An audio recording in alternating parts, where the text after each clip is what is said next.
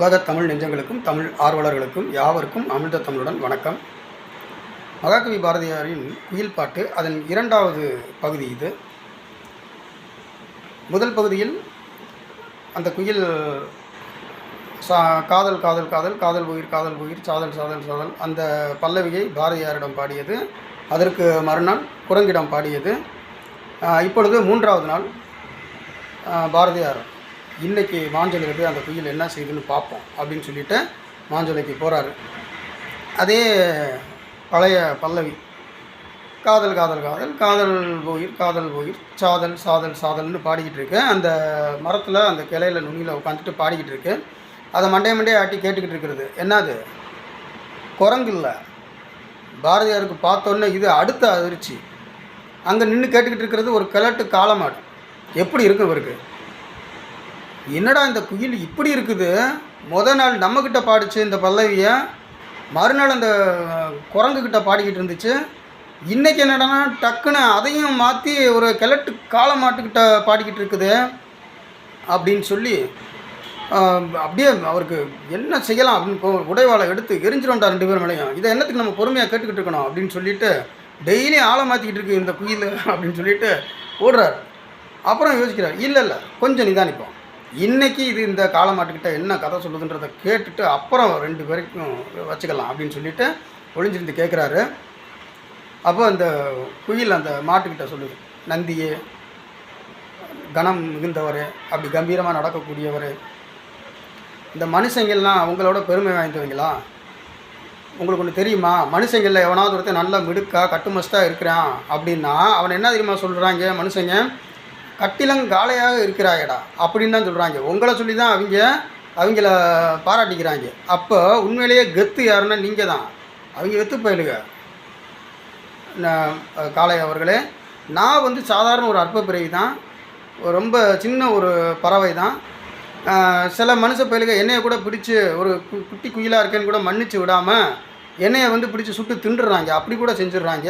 அப்படிப்பட்ட ஒரு ரொம்ப பாவப்பட்ட ஜென்மம். அதுக்காக என் காதலை நீங்கள் ஏற்றுக்காமல் விட்டுறாதீங்க. உங்கள் பெருமையை எவ்வளோ நான் புரிஞ்சு வச்சுருக்கேன் தெரியுமா? அதனால தான் உங்களை நான் அந்தளவுக்கு நான் விரும்புகிறேன்.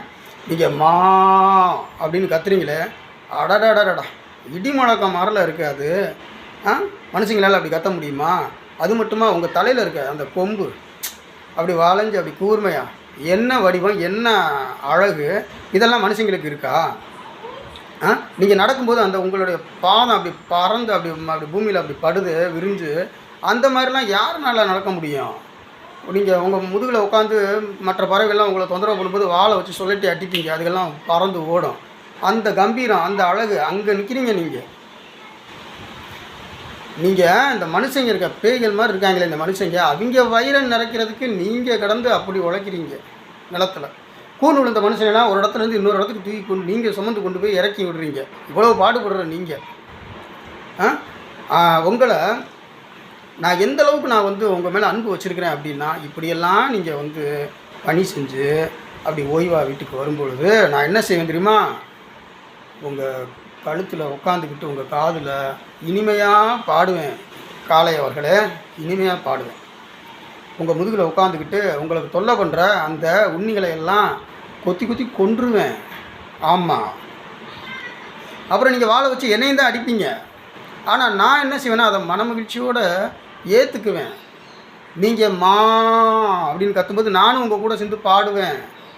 அவ்வளவு அன்பு நான் வச்சுருக்கிறேன் உங்கள் மேலே, என் காதலை ஏற்றுக்கங்க அப்படின்னு சொல்லி இந்த குயில் அந்த கிழட்டு காளமாட்டுக்கிட்ட அப்படி பேசிக்கிட்டு இருக்கு காதலோட.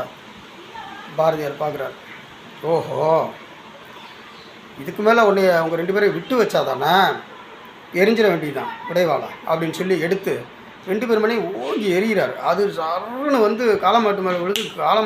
காளமாடு ஓடிடுச்சு, தெரிச்சு ஓடிடுச்சு. அதே நேரத்தில் அந்த குயிலும் ஆளை காணோம். என்னடா அப்படின்னு பார்க்குறாரு. அது மாலை நேரம் ஆயிடுச்சு. இறை தேட போன பறவைகள் எல்லாமே கூட்டுக்கு திரும்புது. ஒரே பறவைகளின் இறைச்சல்கள், கிரீச்சொலிகள், அப்படியே குயில் அங்கேயும் தேடுறாரு. இன்றைக்கும் தப்பிச்சிட்டிங்களா? நாளைக்கு 4வது நாள் என்னைய வர சொன்ன நாள், நாளைக்கு வரேன், இதே இடத்துக்கு வரேன், இந்த குயிலை சந்திக்கிறேன் நாளைக்கு அப்படின்னு சொல்லிவிட்டு பாரதியார் அங்கேருந்து கிளம்புறாரு.